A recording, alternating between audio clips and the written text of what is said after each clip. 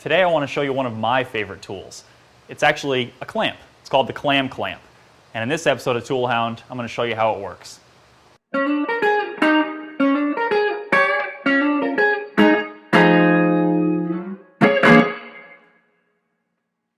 It's not very often we get to talk about tools that are made by some of our fine home building authors, but this tool is actually developed and produced by Jim Chestnut, an old veteran FHB contributor. He's written a lot of trim articles. It's called the Clam Clamp. It's just two pieces of metal fastened together. It's got another bar with some teeth on it, and you turn this handle and a cam action actually tightens up your miter joint. I'm going to show you how it works when you're putting together some casing.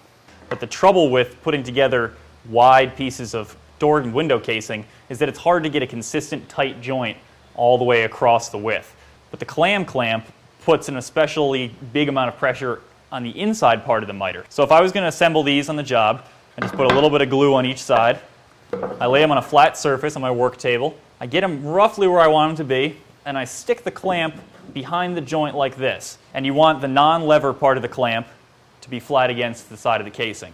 Then I can just twist this handle, and the teeth actually dig into the wood, and they crunch it down and squeeze it together so that I have an even glue up all the way across this miter. And it's super strong too.